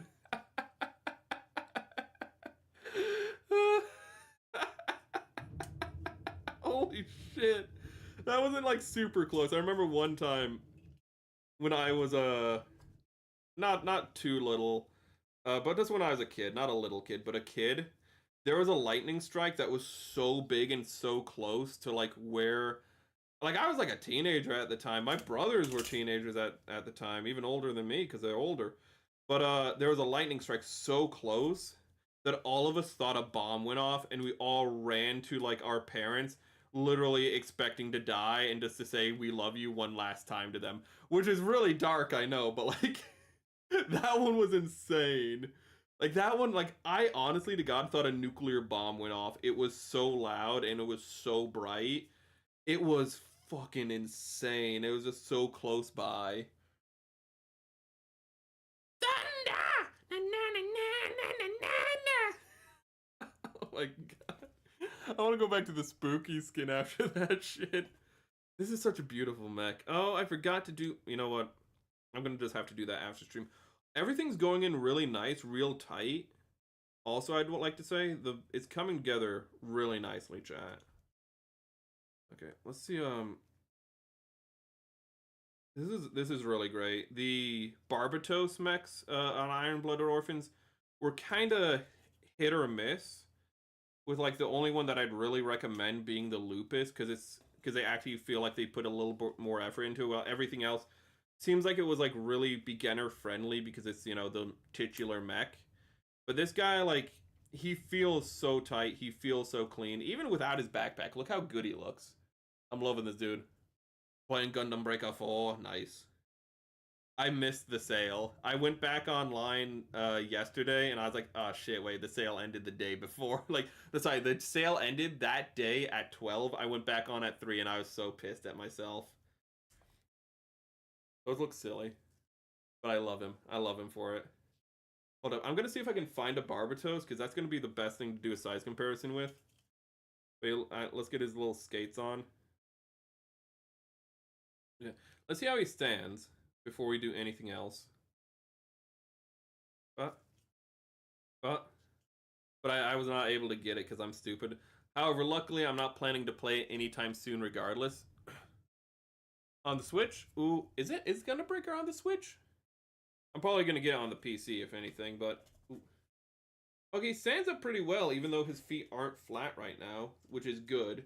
I've had thin-footed mobile suits that can't stand worth a damn. Hayaku Shiki. Okay, so with his blades out, he can stand up pretty well. Ooh, he's a little back heavy. Okay, he can stand up pretty well. He's definitely more of like a, you want him like in the air doing some kind of martial arts pose or something, like doing a kick or something. I mean, but he does pretty well for himself. The only Barbatos I have out is the master grade. I'm gonna be annoyed. 1 minute. I'm gonna look for the Barbatoses. I'm probably never going to buy a Switch. Just not. It's not worth it at this point because like it's gonna just be replaced by the Switch 2, and the Switch 2 is gonna be backwards compatible. I'm like 99% sure like that was confirmed when the Switch 2 was announced. Like, just don't bother. Just wait. Like if you're interested, even if you're interested, and you're like, oh, like I never had a chance, just wait. And like it's probably only not gonna. It's probably only gonna be like 50 or even like 100 is still a good amount. But like it's like people project it's only gonna be like 350 or like $400, which $400 is what I would expect. But like 350 is only $50 more expensive than the Switch. Like there's no reason to buy a Switch right now. Especially with it being backwards compatible the next installment. So this, just don't, just fucking don't. It's on the Switch, but I think PC might. PC's gonna be better. PC's gonna be better. Switch can run a lot of games, but they are so downgraded because it's so old a console, and because it's not really that powerful a console. It's a mobile console for God's sake. It's impressive that it can play it, but this you're gonna want if you can do it on PC, you're gonna want to do it on PC. I got a Bloodstain. Uh, is it Symphony of the Night? I got Bloodstain on the Switch, and it plays fine, but it would look a lot better. I have Sakuna of Rice and Ruin. Get it on the PC. Those games play fine on the Switch, but they would look so much better if I had gotten them on the PC, and they'd be a little bit cleaner in their execution. 350 American dollars. So I don't. You're not in America, of course. So it wouldn't be that much more expensive. It's well, shit. I don't know how your console prices go. Your console prices could be really stupid high. So, but it wouldn't be that much more expensive than the Switch is currently for wherever you live, most likely.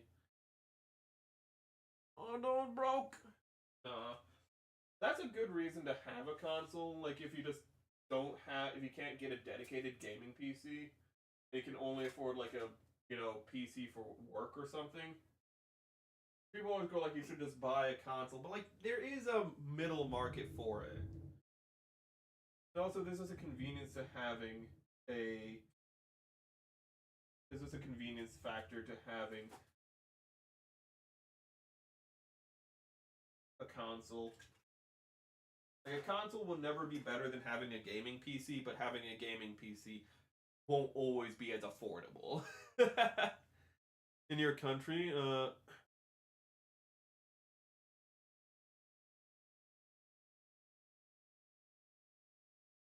not gonna lie, the PS5 is actually pretty good value. I don't know how. Oh god, in the U.S., like it's just such a joke that the PS5 has no games on it. It's kind of one of those like pseudo like downgraded PCs. A lot of consoles are nowadays, but I honestly don't know what the fuck is on the PlayStation 5. Please tell me the Barbatos is in here. It is. Okay. I found the Barbatos. It was boxed up. I don't know why, and that makes me a little upset.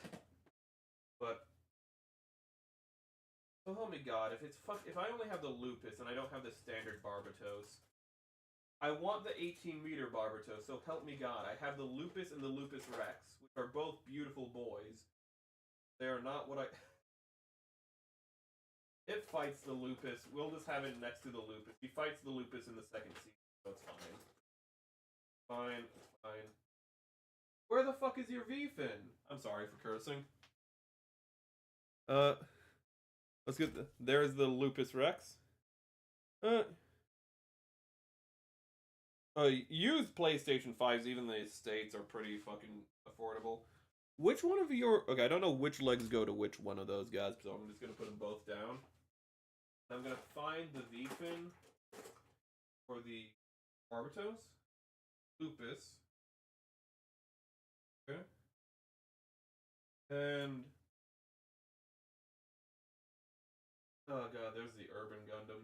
Ugh. Looking at him disgusts me. But... which one of you goes where? You are missing your side skirts, but I know you have big side skirts. But that also means you'd be the one with the big side skirts. I mean, where the hell is your chest? Where are your titties? What is wrong with you? This is why you don't box up your mecha. Okay, there is. He's exposed. He's exposing himself. Don't ban me, Twitch. I do not condone what my Barbatos is doing. I do not condone him flashing my audience like this. This is just horrifically uncouth, chat. Fucking get on there. There we go. Okay. It's good. It's important to note that the Barbatos Lupus is a 19-meter mech. So if you're like, he looks a little small next to the Lupus, he should. Sadly, I don't know where my standard Barbatos is. I would have sworn that it was... Shit. I would have sworn that it was with my Master Grade Barbatos, but it's not, which is highly concerning. And here it is next to the Lupus Rex. Let me get its... Shit, how do these go? Oh shit, these broke. Wait, no, it didn't break. That's part of the geometry. Never mind. I'm not a bad Gunpla owner. You can't prove anything. I didn't break it. I don't go buy shit. Give me a minute. Give me a minute. Please. Okay, you can see how these fell off. I just don't care. And here it is next to the Lupus Rex. Lupus Rex is kind of more of a hunched over, but you can see the Lupus Rex is also a very big boy. So it looks good alongside those, actually. This is a beautiful, beautiful mech. I'd definitely recommend this if you see it. It's at Hobby Lobbies if you live in the United States. It should be rotating into or already be in your Hobby Lobbies. Looks like I'm gonna have to do some painting in the Verniers. I think I'm gonna do those purple. They're supposed to be red. As you can see here, I'm 50-50 if I'm gonna do them purple or red. Ooh, I might do like all the accent colors in purple now that I think about it. Which would just be here and... yeah, just the Verniers left. And I'll just leave this red as like the remnant, as a one piece of remnant. But it's a beautiful, beautiful boy. Let's get him next to an 18-meter mech. I know my head is still off, don't worry about it. But I know I'm going to be getting up. That's why my head is still off. Yeah, no, the Barbatos, that's the aerial. The Gondolva, my beloved. The Gondolva probably... I think the Gondolva was like... It's definitely my second favorite high grade of last year. Ooh. But yeah, this... You're the more awkward of the two, so we're going to get rid of you. Yeah, you can see it is just a normal height. Again, the 19 meters go a long way in Gundam. In Gunpla. You know, that extra meter makes things look a lot taller, because they just are. But as you can see, next to a proper fellow 18-meter boy, it looks normal. It doesn't look as filled out, even next to the Gondolva, which is kind of a thin-armed mech. But again, that's because it itself is a stripped-down mech. It looks great. I am really happy with this. I'm not gonna, like... I do want to do number scores, but I don't want to, like...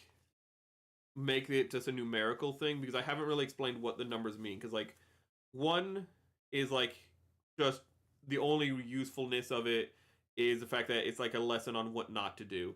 2 is just, like, this is bad and a testament to what you shouldn't do. 3 is just bad.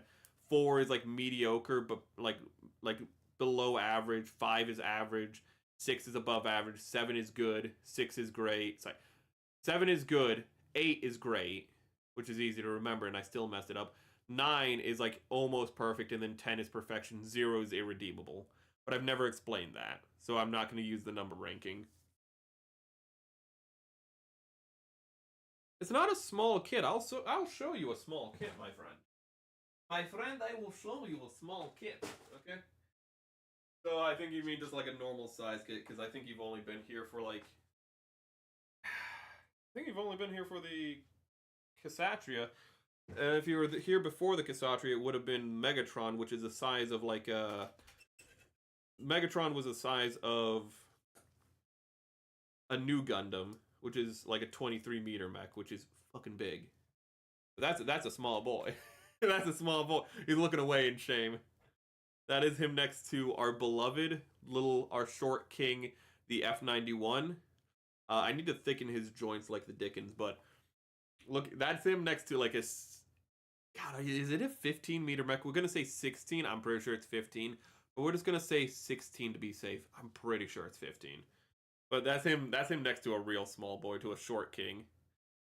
But he's a normal size boy. He looks beautiful. He looks amazing. I'm still gonna run through like the values of like everything just because it's gonna be easy. The 5-point stars. I'm not gonna say like what the rank is at the end, I think, but I'm gonna run through them still. So accessibility. So like how easy is it to get your hands on? When it comes down to getting your hands on it, probably one of the easier builds. Right now, because it's at Hobby Lobby, it's probably getting a lot of reprints, and hopefully it's also getting reprinted in other parts of the world as well. Hopefully it's not just Hobby Lobby getting them. So it should be accessible. It's very accessible if you're in the States because of Hobby Lobby, but hopefully in other places it's also accessible. So good for that. Megatron. Yeah, we built a Megatron. Was it Flame Toys, I think?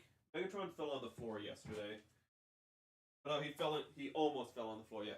Megatron is fucking massive. Megatron is, as you can see, really big. So let's just he's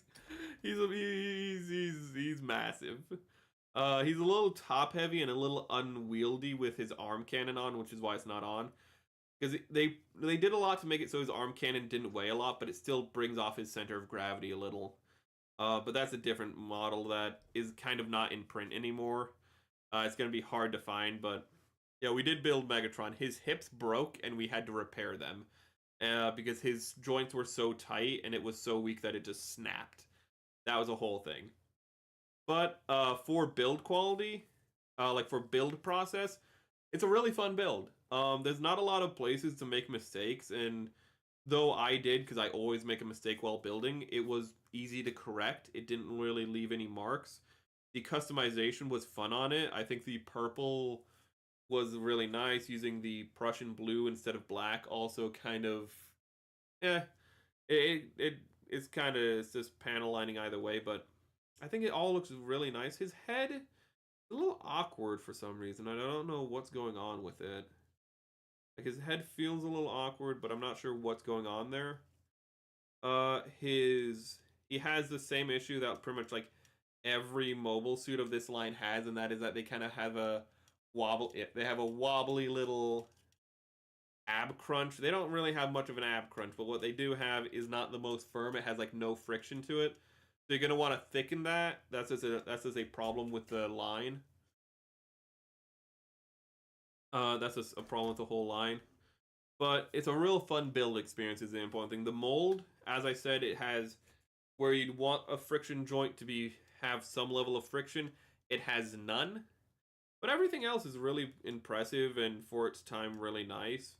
I'm honestly of the opinion I want to take this apart and put in some thick plastic cement into that central circle just to get it to no longer be so damn loose. I forgot how loose these freaking... This is just a problem with the whole line, but it's a little loose, so sadly... It shouldn't be too much of a problem depending on how you're posing him, but it might be a little bit of an issue, sadly. And thickening a joint like that is going to be a little difficult without causing complications. So I'm gonna actually have to do that off. I'm gonna have to look into that. But let's just focus on. But everything comes together really cleanly. Uh, Everything fits together really cleanly. He's pretty solid overall. That fell off. Fucking, of course that happened. So he's not the most solid, sadly. That's the only thing that fell off of him, but... Ooh. And that fell off because I actually leveraged it wrong on his body, which made it weaker. Oh hey, his guns are in his... I forgot his gun... Those are the handles to his guns. I forgot that. I'm gonna move Megatron so I have more space to talk about him. But he's pretty good mold overall. There's nothing that like stood out as bad, if I remember correctly. There was one hiccup in the mold that we... There was one hiccup in the mold. With I think it was this. It doesn't really matter which one, but one of these hands was a little tight to get the wrists, not the hand. But when connecting the arms, the forearms, one of the wrists were actually improperly sized and had to be cut down to fit. And this is not a polycap, so this isn't like a polycap malfunction. This is just it didn't fit. So you might have to do that. It's not the biggest problem to do that. Pretty easy to fix. Ooh, so not the best mold in like some small areas, but overall, outside of the just kind of small things like the... which I don't... This could have been a fluke. This could just be a common production issue with the wrist. Don't know. But this is just an issue with all of them. He's just a little wobbly on the chest and head, sadly. But outside of that, everything else feels really tight. He has this nice leg bend. That was one of the... Okay, so, that's because I hit the skirt. Good to know. One of his Vernairs fell off. I'm gonna have to get that later. But he has a good leg bend. Apparently too good of a leg bend in possibility. His joints feel pretty tight, but they're polycaps, so God knows how those are gonna stand up. Well, let's move on to... We're at 3. What was 4? One of them was gimmicks, but I think gimmicks was last. Oh, aesthetics. He looks beautiful. Just that's it. He looks beautiful. He looks beautiful. I cannot wait to display him on the shelf, and he's going to both be great whether you're having him fight a Barbatos Lupus, because they fight in the anime, or maybe a Ball, though I think he doesn't fight the Ball. I believe the Ball fights the Chimaris Vidar. But he's going to look great next to my other Chimaris when I build him. I'm really excited for that. So I'd give him full marks. He's just a beautiful boy for like how small he is. They cut down on the detail. Iron-Blooded Orphans is such a detail-heavy mecha that this guy kind of being almost feels really cut down on the details and really bare bones, and not only literally his mechanics but in his design is just feels really nice, and it comes across really clean. Ooh. And finally, we have the gimmicks. And the gimmicks, he would get full marks on the gimmicks because he has this nice, beautiful sword, which he holds fairly tightly. So he's way better than the fucking... Sorry for cursing. He's way better than any of these guys I've gotten, because all of their hands, all of them, each and every one holds things way too loosely. Each and every Barbatos I have has horrible hands, horrid hands that don't hold anything tightly. This guy, this thing is not the tightest, but it is firm in there. Okay, it's not as, say, clean as this boy right here, who... That's ironic. That's not its fault. I hit the blade at the tip, so the leverage just was too much for his hand to take. That would have happened in any model. But this is really, really tight. Like, not... Like, this is firm. This is like a firm handshake right now, okay? This is solid, chat. And he can do this. It'll probably be equally as firm. Not equally, but it'll probably be also pretty firm if I put this in his hand. Because this is really well... Yeah. Oh! Oh, no. Yeah, it's firmer in his hand than it is in... Ooh. It's still a little loose because it's circular, but it is firmer in the Gondolva's hand than it is in the Vidar's hand. Though that's not to say that it is loose. Damn it. I actually thought that wouldn't happen. I guess it is a little looser than I thought it was. That's a shame. Ooh. Well, that feels firmer. Huh. Okay, I think maybe I didn't have the hand on completely tight. I think when I was pulling it in and out, the back of the hand came a little loose, so... It's not a full limp fish. It's not, it's not a full limp fish, chat, but it's also not peak. So you're going to want to be a little careful. You might want to put maybe a little bit of plastic cement on the back of the hand very carefully to make the grip a little tighter. Just to thicken that ever so slightly. But I'd recommend you'd be really careful with that. Let's see how he goes with his pistols and his rifle. And then we should be able to wrap up. But this is a... Oh, I'm so happy with this build. This is a good build, if nothing else. I don't know if I'd say it's great, but it's a good build, if nothing else. And because, for some reason, he has a really long, like, not stock, but he has like a long protuberance on his gun. He can't really bend his arm, so he can't say... He can't look cool and be like, ooh, this isn't really the best. He can't bend his arm with it. It just sticks out a little too much. Let me see if we... You can actually put it to the side, it looks like. So you can count. You can. You just have to throw it to the side a little, to throw that thing out. That's good. He holds it pretty well. He holds his gun pretty well.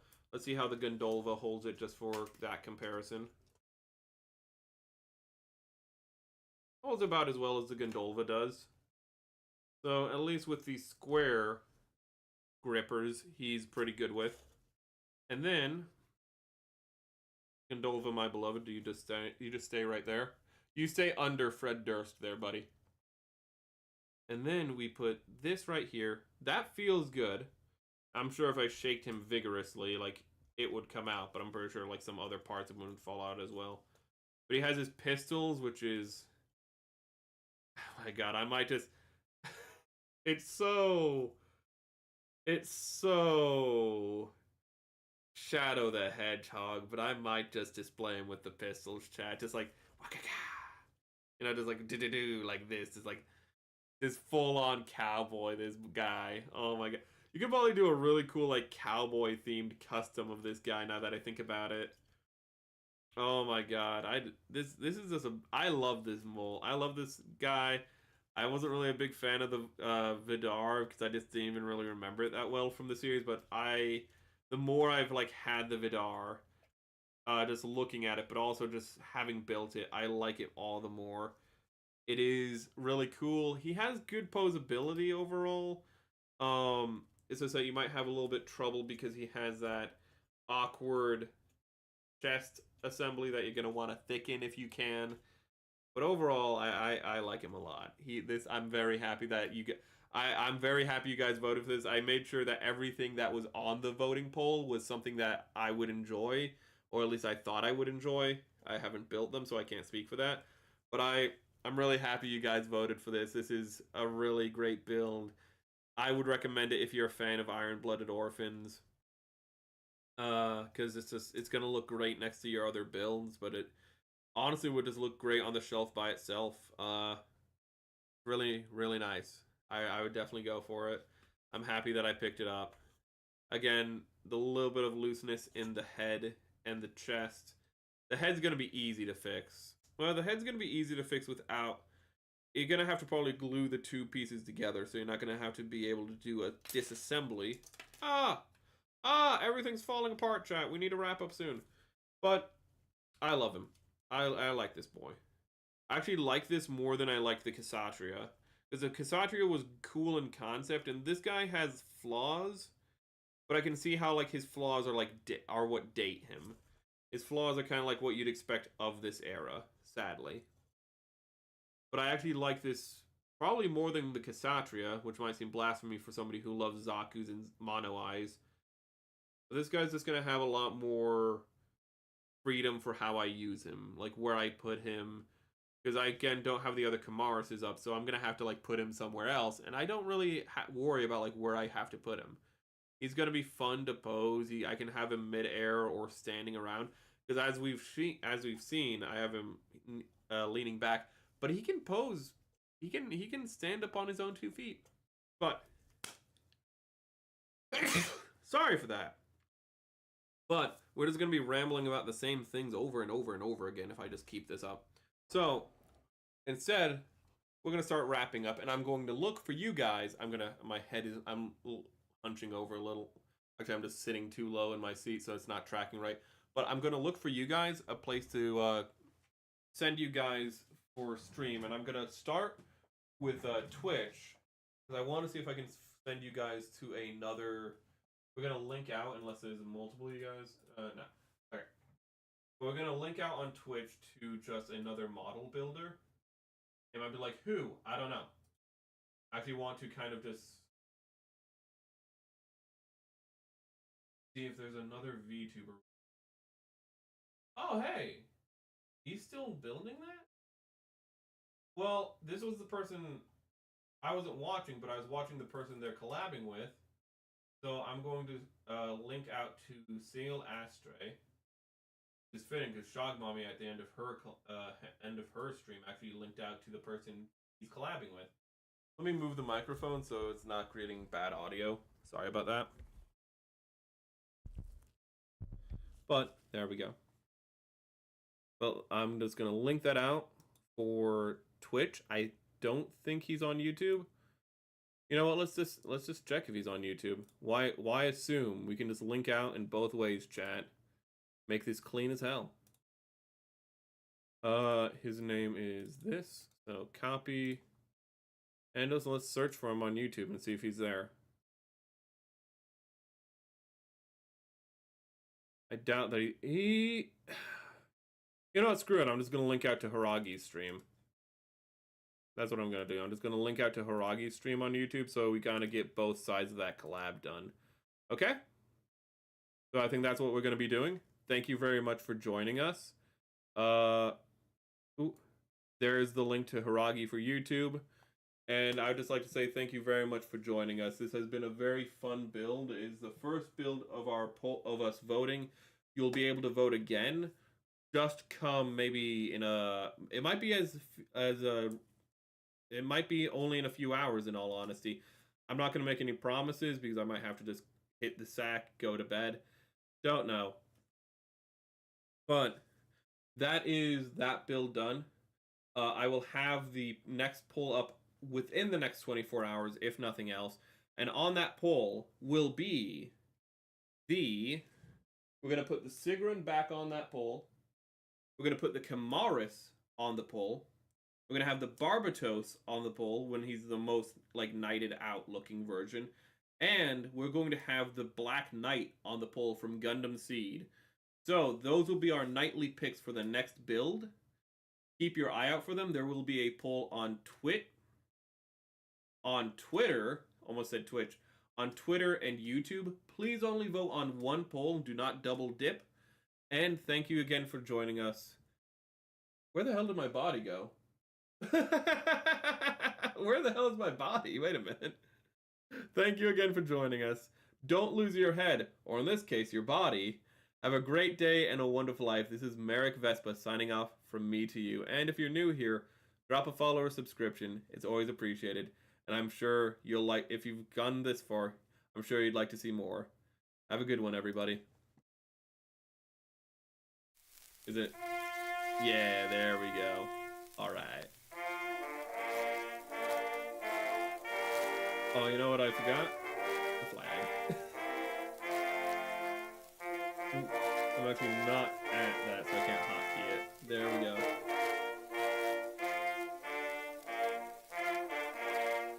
Oh, and I forgot to say, they're building 30-minute missions of, I'm not quite sure what it is, but they're building 30-minute missions for the link outs.